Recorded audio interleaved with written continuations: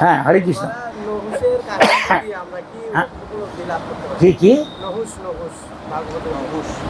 ও, যে গর্ব অহংকার, জন্ম, ঐশ্বর্য, সুত, শ্রী, হ্যাঁ, যার এগুলো আছে, সে গর্বে স্ফীত, তার পক্ষে ভক্তি করতে গেলে অসুবিধা আছে।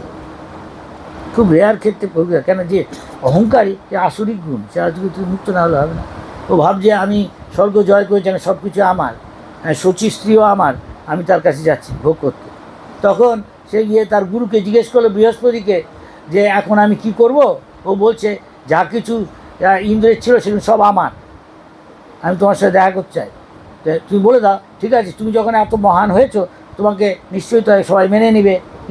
আচ্ছা, তুমি ঋষিদের বলো যে আমি তো এখন রাজা স্বর্গেরও, সকলে আপনাদেরও, তা আমি আপনার প্রজা, হ্যাঁ, আমাকে কি কেউ পালকি করে নিয়ে যাবে?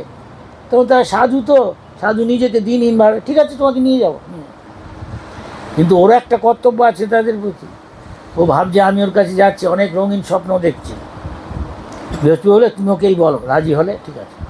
তো ওকে নিয়ে যাচ্ছে, ও মনে মনে এসব ভাবছে, কত কিছু রঙিন স্বপ্ন, আমরা যেরকম অনেক কিছু ভাবি, আমি এই করবো।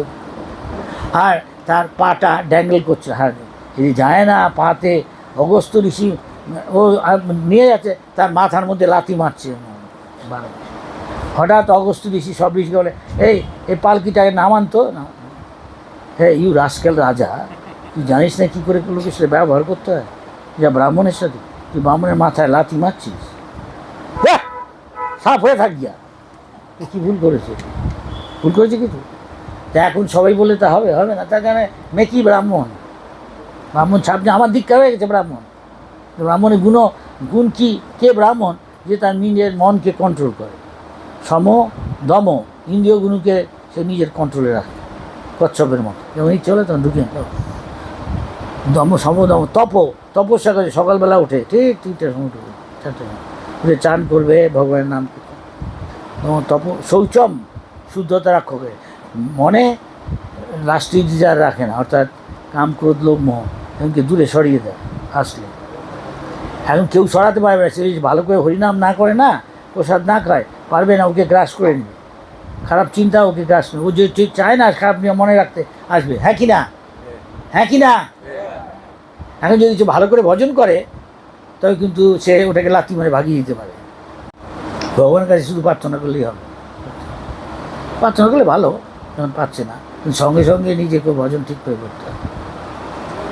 কাম থেকে মুক্তি। আর কুমির একবার কাউকে ধরলে, যেমন সম্পূর্ণটা ওকে যতক্ষণ না ও গিলে ফেলে, ততক্ষণ কিছুতেই সে ছাড়বে না। কামটা অনেকটা কুমিরের মতো নক্রম। কাউকে ধরলে, কামের আবেগ আসলে এর থেকে মুক্ত হওয়া অত সোজা না, খুব কমই পারে। যে ব্রাহ্মণ সে শিখছে ওটা, প্র্যাকটিস করে করে আস্তে আস্তে।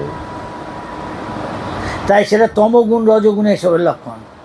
আলসামি, অলসতা তমগুণের লক্ষণ। ঘুমায়, একটা কাজ 1 মিনিটে করে দিতে পারে, ও 2-3 দিন পরে করবে, অলসের লক্ষণ। আর রজগুণ, সে খুব ব্যস্ত কিন্তু সে ভোগ করতে চায়, বাঁদর যেমন, সে খুব ব্যস্ত সবসময়, রজগুণ ভোগ করতে চায়। কী ভোগ?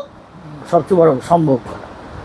দিনের মধ্যে দেখাচ্ছে আমি সাধুর মতো, আমার জামা কাপড় কিছু নাই, আমি সন্ন্যাসী, তার চেয়েও বড়, হ্যাঁ, তাই গিয়ে আমার কোনো বাড়ি ঘর নেই, সব কিছু, কিন্তু একটা জিনিস আছে, কামের বেগ, সবসময় ঘুরছে। দিনের মধ্যে 25টা বাঁধির কাছে গিয়ে ভোগ করতে চাইছে ইন্দ্রিয় সুখ। সবাই জানে, অনেক কামু হয়, তারা যেগুলো বাঁদর হয়, যেগুলো চড়াই পাখি, কবুতর, পায়রা, ঘুঘু, এগুলো অত্যন্ত কামু। তারপরে আছে গাধা, ঘোড়া, জানো বলে কুকুর, খুব কামুক। শুয়ার, ও মার সাথে মৈথুন করছে, সেক্স করছে, কত বড় অপরাধ করেছে। তাই যে হরিনাম করবে, লোকে তাকে শ্রদ্ধা করবে, তো তার জানা উচিত আমার যোগ্যতা থাকা উচিত, লোকে আমাকে প্রণাম করছে, এ ফল আমাকে ভোগ করতে হবে যদি আমার যোগ্যতা না হয়। কিছু উত্তর পাওয়া গেল? সব প্রভুপাদের বইয়ের মধ্যে এইসব আদর্শ প্রশ্নের উত্তর আছে, বইগুলো পড়তে হবে রেগুলার। প্রভুপাদ আমাদের শিক্ষাগুরু, শিক্ষা নিলে দীক্ষা ফিক্ষার কোনো মানে নেই।